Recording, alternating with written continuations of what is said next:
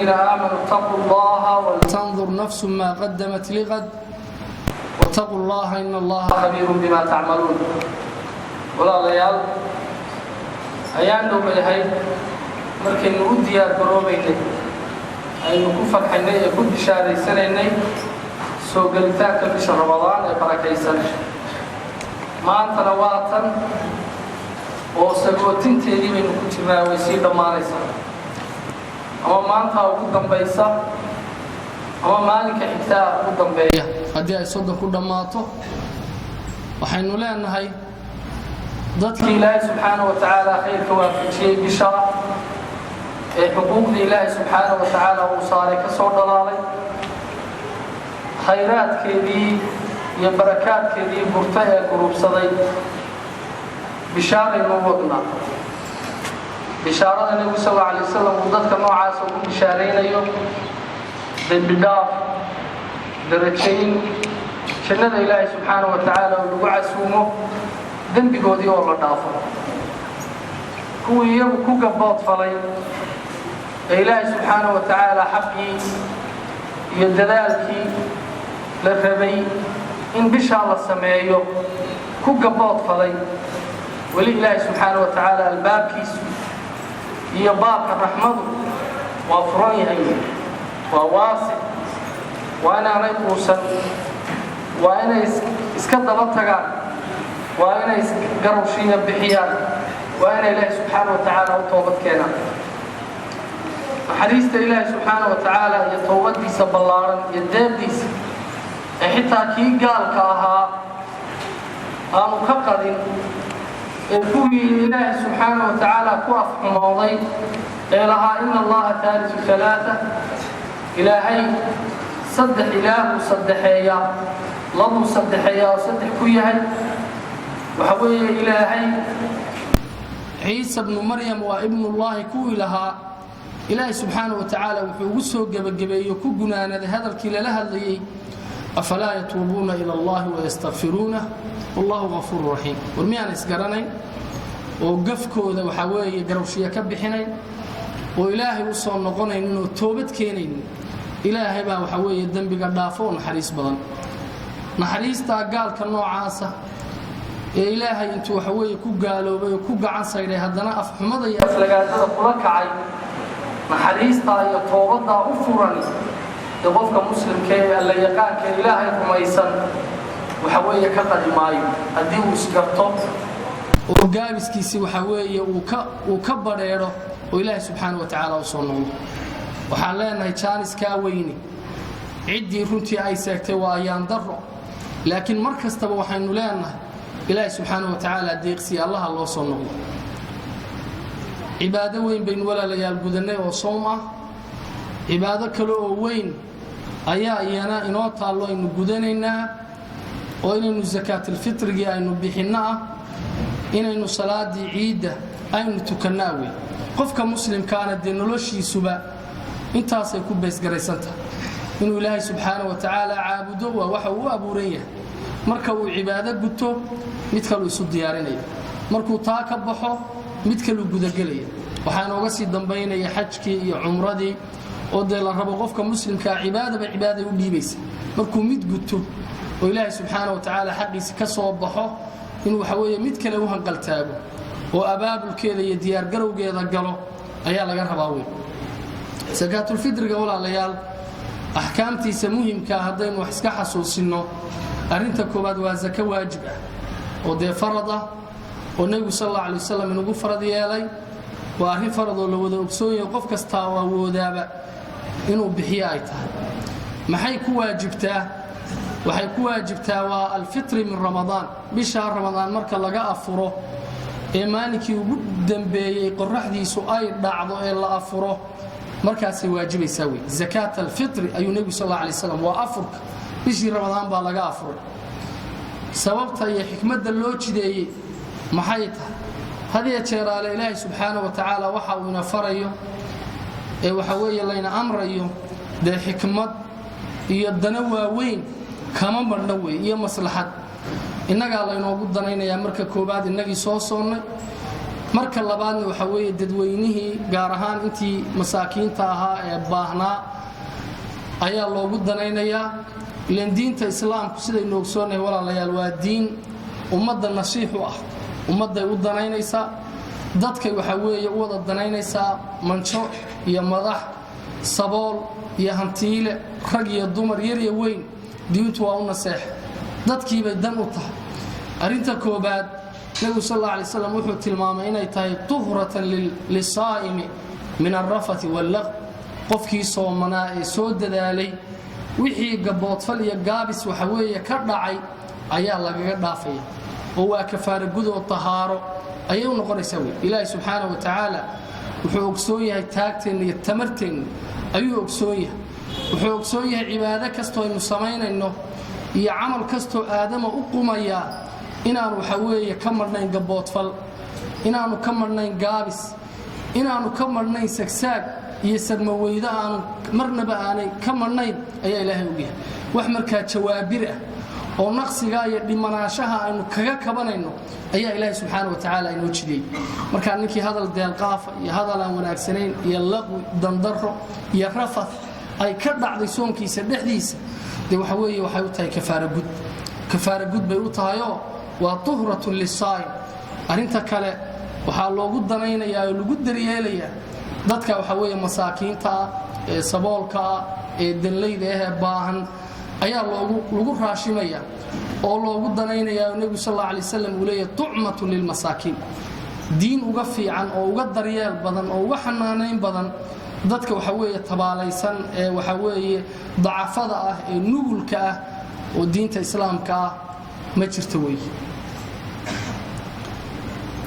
cidda ay ku waajibayso walaalayaal culimmadu waxay dhaheen waa cidda maalinkaas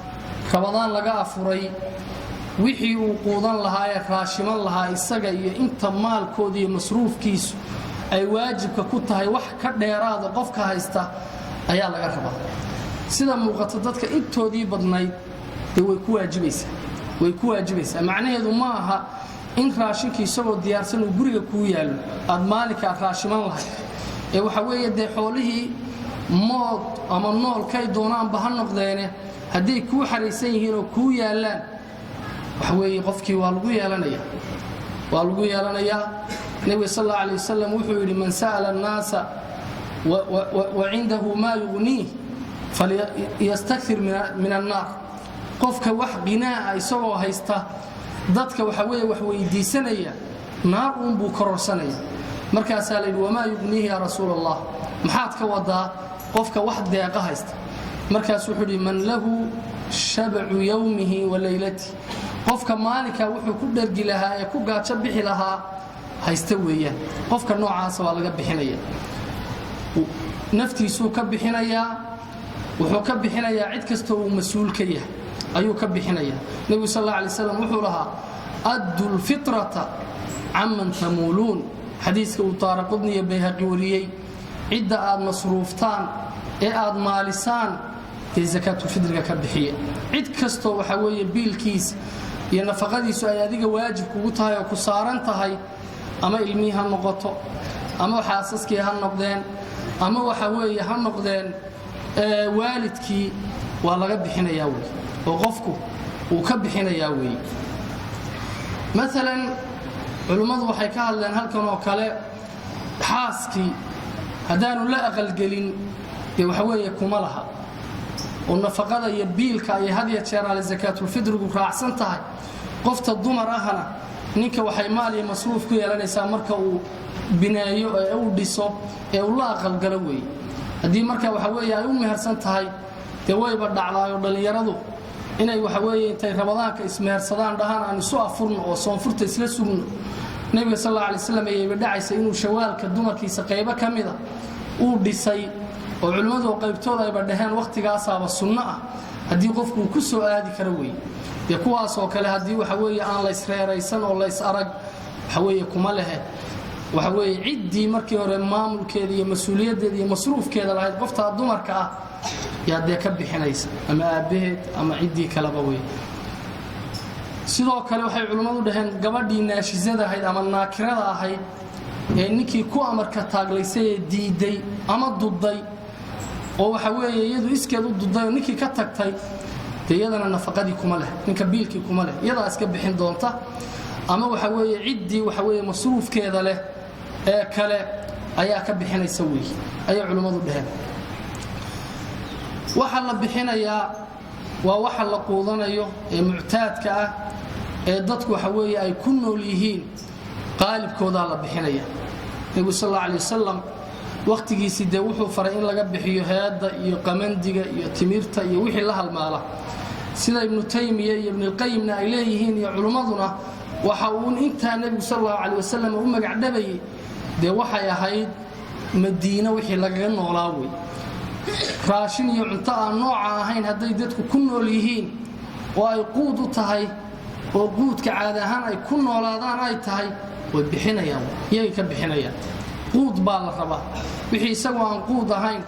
oo waxa weeye xalawiyaad iyo sharaabkii oo kale iyo wixii la halmaala cabitaanadii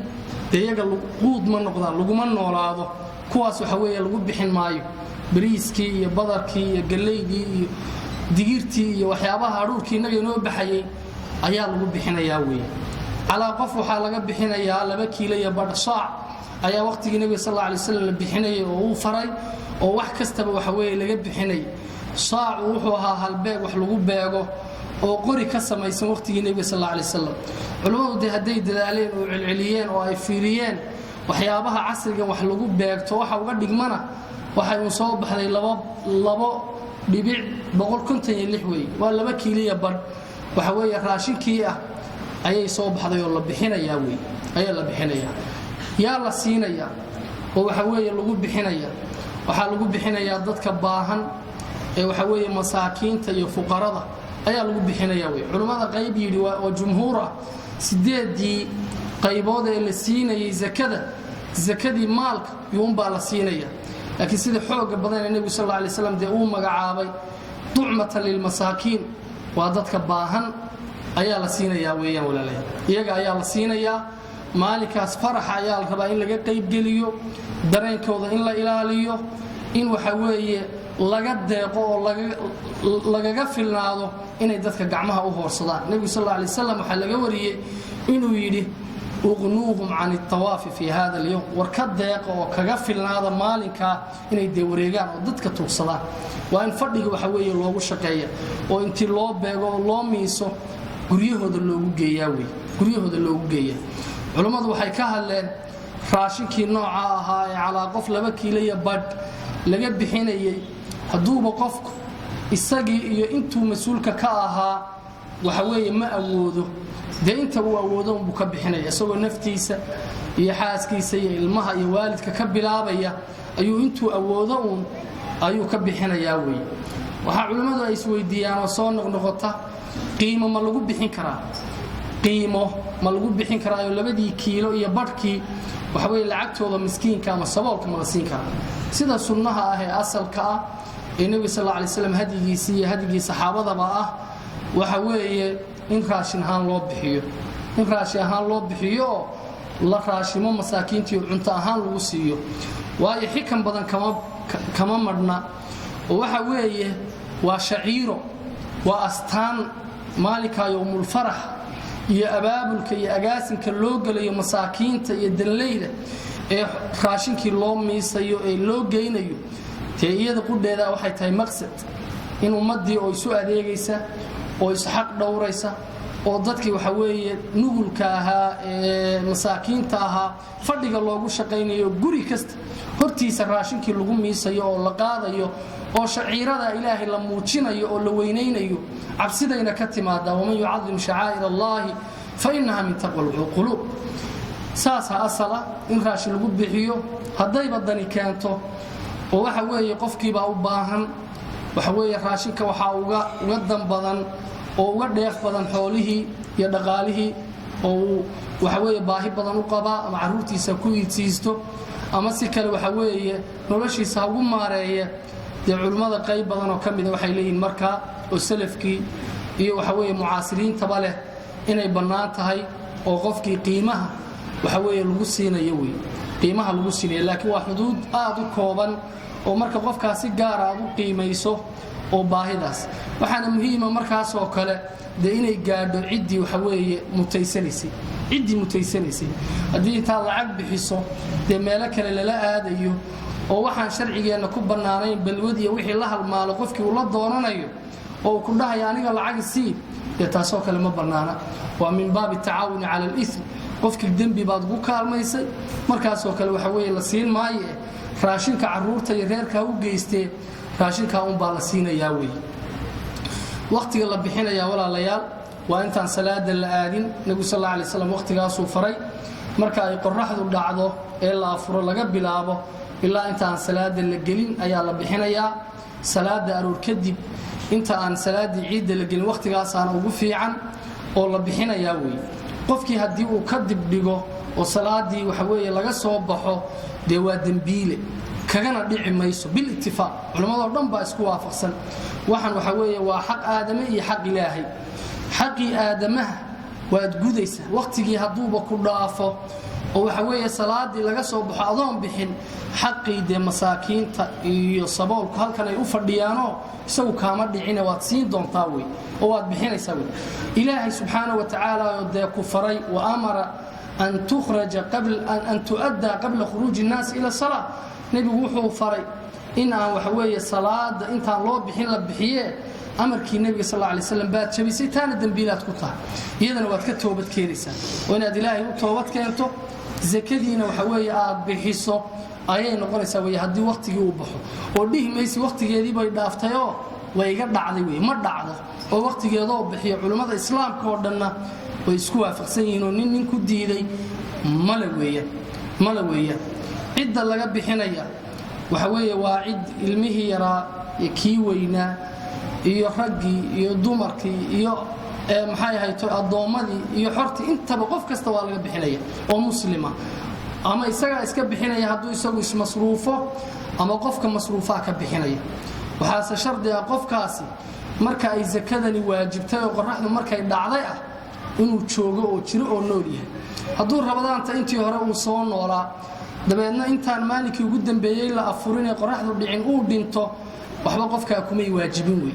hadiiba waxa weeye uu qorraxdu intay dhacday kadib uu dhashana qofka waxa weeye kuma waajibin haduu qofku iskiga u bixinayo waa sadaqo waa ziyadatu ajrin oo ajarkeeda markasta waa leeyahay way culimada qaybtood oo saxaabada kamida sida Uthman inkastoo sanadkiisa laga hadlay iyo rag kaleba waxay sameyn jireen xitaa ilmaha uurka ku jira way ka sii bixin jireen laakiin laguma leh dadaal bay ka ahayd way waxay culimadu sidoo kale ay ka hadlaan hadii qofkii aad ka bixinaysay mas'uuliyadiisa iyo masruufkiisa ku saarnaa uu maqan yahay waa wiilka dhashay ama inanta dhashay waxbarashada ama waxa kale u maqnaayo meel kale jiray dib male inaad adigi waxa weeye bartii aad ku bixinaysay taagi ee aad joogtay aad kaga bixiso oo aad halka ku qiimayso dib male way sidaas ayaa asalaho waxa weeye sidaas ayuu qofku yeelayaa way ayuu yeelayaa waxa dhacda waxa weeye qofkii inuu zakadii meeshii uu joogay ee uu ku soomay ee uu ku afuray meel aan ahayn inuu u diro oo uu naqliyo masaladaas culimadu way ka hadleen waxay dhaheen asal ahaan waxa la rabaa qofku barta uu ku soomay ee waxa weeye uu ku afuray meel kastaaba waxa weeye geed kastaba in gubtaa hoosta leh masaakiinta meesha joogto siin doona oo sidaas asal oo inaan la naqlin hadii laakiin dani ay keento oo waxa weeye qofkii dhul gaaluuba jooga oo saboolkaaba ku yar ama islaamkiiba ku yar ama maahay waxa weeye dad xigtadiisa ah oo jilicsan oo nugul ah oo aad ugu baahan oo meel ka durugsan jira ayaa jira weeyaan haduu u diro yana waxa weeye dhib ma laho uu dirayaa way halkaas ayuu ku dirayaa way haduu raashin ahaan u bixinayo waxa weeye wuxuu dirayaa un meesha laga bixinayo laga iibinayo raashinkiisu inta uu ka qiimo yahay buu dirayaa waxa weeye uu ku bixinayaa way laakiin haduu qiimo ku bixinayo oo waxa weeye qiimo lacag buu dirayaa lacag buu miskiinkii siinaya meesha isagu uu joogay ay kaga waajibtay raashinkaas inta uu ka joogo buu waxa weeye qiimaheeda ayuu ku bixinayaa weeye waxa loo baahan yahay walaalayaal in zakada noocaasa waxa weeye dambi dhaafka ee tadhiirka inaan fududeysan ee aynu bixino oo u dadaalno oo si karam iyo gobanimo leh waxa weeye lagu bixiyo masaakiinta iyo dadka jilicsan waxa weeye maalinkaas loo dadaalo oo dardaarankii nabiga sallallahu alayhi wasallam waxa weeye la maqlo oo laga deeqo oo laga filnaado wareega iyo baahida maalinka laga filnaado ayaa loo baahan yahay waxaynu kala baraarujin lahayn maalmaha ciida waa maalin islaamka ku weyn waa yawmul farah waa maalin waxa weeye ilaahay lagu mahadinayo bishii ramadaan ee uu soo waafajiyay waa maalin waxa weeye waxa ilaahay inoo baneeyay la cunayo la cabayo afurka ee martiqaadka ilaahay lagu mahadinayo waxa weeye faraxaas inuusan tuqyaan iyo xadgudub uusan gaarin ayaa loo baahan yahay waxyaabaha aynu isku baraarujin lahayn waxa kamid ah in anshaxa iyo aadaabta la ilaaliyo islaamku had iyo jeer inoo dhigayo dhalinyarada hablaha iyo wiilashuba oo asturkii iyo xishmadii la ilaaliyo ayaa loo baahan yahay waxa kaloo inaynu baraarujin lahayn uga faa'iideysan lahayn waynu ogsoonahay magaaladeenu wadooyin badanna ma leh gaadiidkiina hadda uu isku batay waxaana suurowda dad badan oo dhalinyaro ayaa in badan wada waxaanu ogsoonahay maalinka ciida waa yowm majmaci nnaas waa maalin dadkii oo dhan isu imaanaya waa yeelkii baa soo baxaya nugulkii baa soo baxaya dadkii cuslaa baa soo baxaya ubadkii yaryaraa iyo islaamihii baa soo baxaya dad waxa weeye wadooyinkii meelo badan ba way buuxaan wadooyinkiina way yaryihiin in aad loo taxadaro oo baabuurta waditaankeeda iyo ummadda islaamka in la xaq dhowro aad loo ilaaliyo oo aan laga nixin in qofka muslimka laga nixiyo oo tarwiic lagu sameeyo ayaa waxa weeye nabiga sallallahu alayhi wasallam uu diiday ilaahay subhanahu wa ta'ala waxaynu weydiisanay dambigeena inuu dhaafo dambigii waalidiinteena inuu dhaafo cadaabka jahannam iyo cadaab qabriga inaga ilaaliyo carareefka adduunka iyo aakhirada ilaahay subhanahu wa ta'ala inaga koriyo ilaahay soomkii iyo sadaqadii iyo salaadii intaba inaga aqbalo ilaahay nagu daro subhanahu wa ta'ala kuwa naarta laga xoreeyo ee jannadiisa uu ugu deeqo ilaahay subhanahu wa ta'ala uu naga dhigo ilaahay balaayooyinka iyo dhibaatooyinka wareegaya ilaahay subhanahu wa ta'ala iyo xanuunada iyo cudurrada ilaahay naga weeciyo in ilaahay subhanahu wa ta'ala intii islaam uu dhimatay uu naxariisto inta uu ku dhacay ka dulqaado inta waxa weeye aanu gaarin ilaahay subhanahu wa ta'ala ka baajiyo oo ka baaqiyo oo dhinac ka mariya in ilaahay subhanahu wa ta'ala weydiisanayna ala wa sallu wa sallimu ala man amarakum Allah bis salati wa salam alayhi haythu qala inna Allah wa malaa'ikatahu